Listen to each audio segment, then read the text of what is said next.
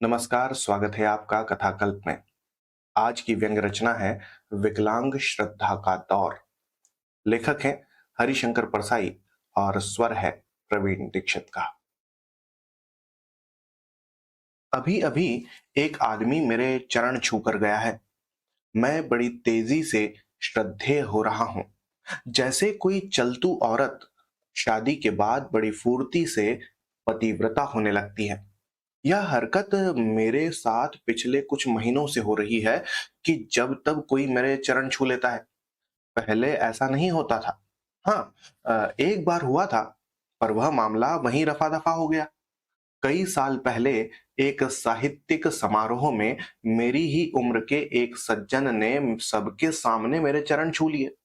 वैसे चरण छूना अश्लील कृत्य की तरह अकेले में ही किया जाता है, पर वह सज्जन सार्वजनिक रूप से कर बैठे तो मैंने आसपास खड़े लोगों की तरफ बड़े गर्व से देखा कि तिलचट्टों, देखो, मैं श्रद्धेय हो गया। तुम घिसते रहो कलम। पर तभी उस श्रद्धालु ने मेरा पानी उतार दिया।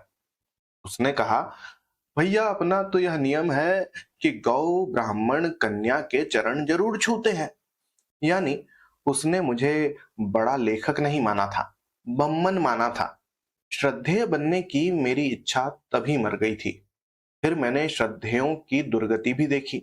मेरा एक साथी पीएचडी के लिए रिसर्च कर रहा था। डॉक्टरेट अध्ययन और ज्ञान से नहीं, आचार्य कृपा से मिलती है। आचार्यों की कृपा से इतने डॉक्टर हो गए हैं कि बच्चे खेल खेल में पत्थर फेंकते हैं तो किसी डॉक्टर को लगता है। एक बार चौराहे पर यहाँ पथराव हो गया। 5 घायल अस्पताल में भर्ती हुए और वे पांचों हिंदी के डॉक्टर थे। नर्स अपने अस्पताल के डॉक्टर को पुकारती, डॉक्टर साहब, तो बोल पड़ते थे ये हिंदी के डॉक्टर। अरे, मैंने खुद कुछ लोगों के चरण छूने के बहाने उनकी टांग खींची है, लंगोटी धोने के बहाने लंगोटी चुराई है। श्रद्धेय बनने की भयावहता मैं समझ गया था, वरना मैं समर्थ हूं। अपने आप को कभी का श्रद्धेय बना लेता। मेरे ही शहर में कॉलेज में एक अध्यापक थे। उन्होंने अपने नेम प्लेट पर खुद ही आचार्य लिखवा लिया था। मैं तभी समझ गया था कि इस फूहड़पन में महानता के लक्षण हैं। आचार्य बंबई वासी हुए और वहां उन्होंने अपने को भगवान रजनीश बना डाला। आजकल वह फूहड़ से शुरू करके मान्यता प्राप्त भगवान है। मैं भी अगर नेम प्लेट में नाम के आगे पंडित लिखवा लेता तो कभी का पंडित जी कहलाने लगता। सोचता हूं, लोग मेरे चरण अब क्यों छूने लगे हैं। यह श्रद्धा एकाएक कैसे पैदा हो गई। पिछले महीनों में मैंने ऐसा क्या कर डाला।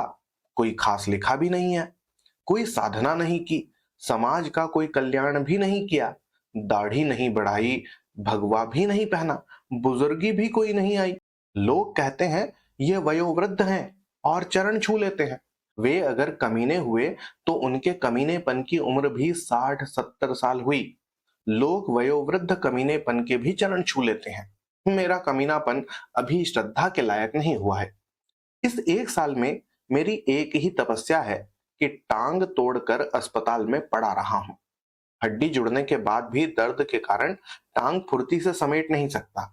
लोग मेरी इस मजबूरी का नाजायज फायदा उठाकर झट मेरे चरण छू लेते हैं।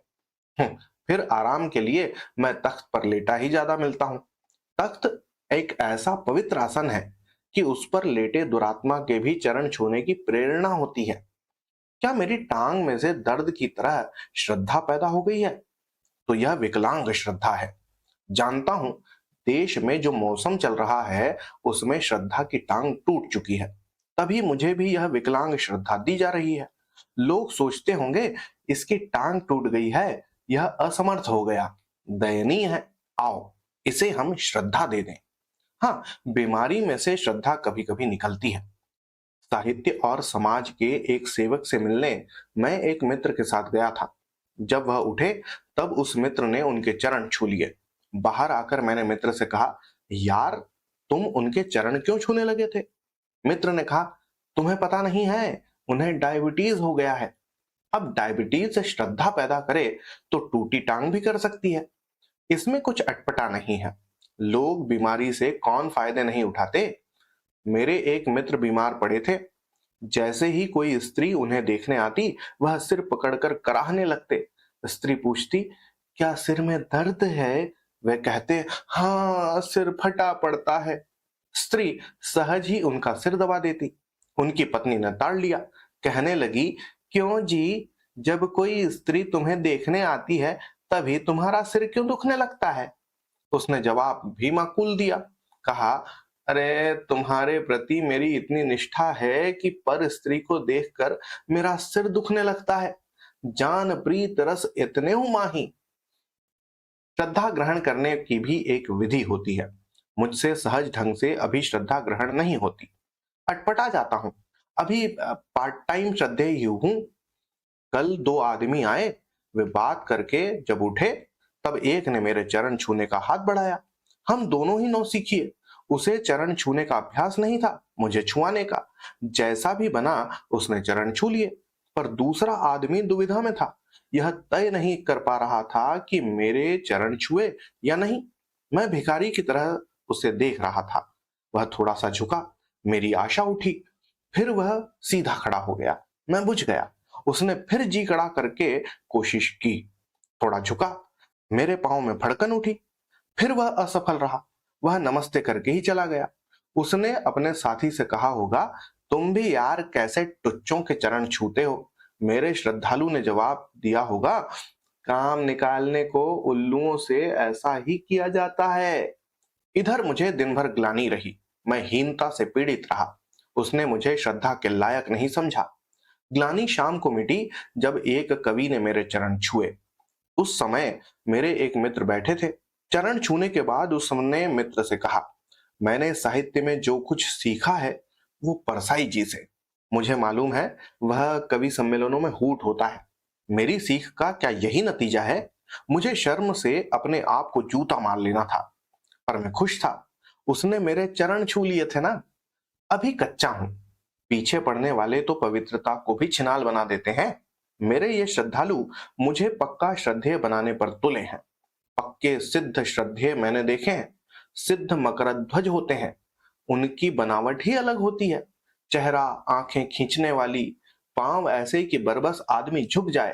पूरे व्यक्तित्व पर श्रद्धेय लिखा होता है। मुझे ये बड़े बौड़म लगते हैं, पर ये पक्के श्रद्धेय होते हैं। ऐसे एक के पास मैं अपने मित्र के साथ गया था। मित्र ने उनके चरण छुए, जो उन्होंने विकट ठंड में भी श्रद्धालुओं की सुविधा के लिए चादर से बाहर निकाल रखे थे। मैंने उनके चरण नहीं छुए, नमस्ते करके बैठ गया। अब एक चमत्कार हुआ। होना यह था कि उन्हें हीनता का बोध होता कि मैंने उन्हें श्रद्धा के योग्य नहीं समझा। हुआ उल्टा, उन्होंने मुझे देखा और हीनता का बोध मुझे होने लगा। हाय, मैं इतना अधम कि अपने को इनके पवित्र चरणों को छूने के लायक नहीं समझता। सोचता हूं, ऐसा बाध्य करने वाला रौब मुझ ओछे श्रद्धेय में कब आएगा। श्रद्धेय बन जाने की इस हल्की सी इच्छा के साथ ही मेरा डर बरकरार है। श्रद्धेय बनने का मतलब है नॉन पर्सन, अव्यक्ति हो जाना। श्रद्धेय वह होता है जो चीजों को हो जाने दे, किसी चीज का विरोध ना करे।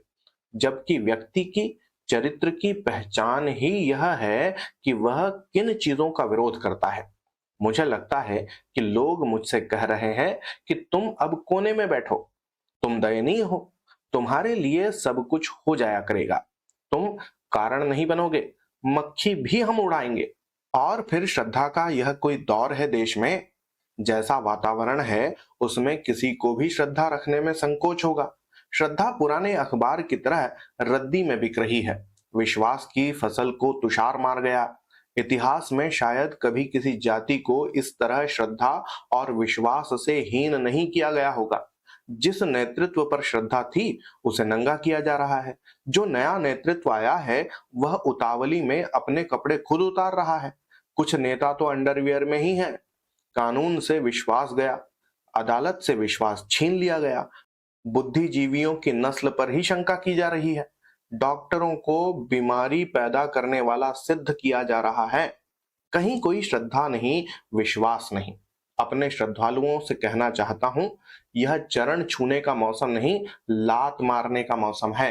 मारो एक लात और क्रांतिकारी बन जाओ। तो ये था आज का व्यंग। आपको कैसा लगा जरूर बताइएगा। होती है अगली कहानी में फिर मुलाकात। तब तक के लिए धन्यवाद और जय हिंद।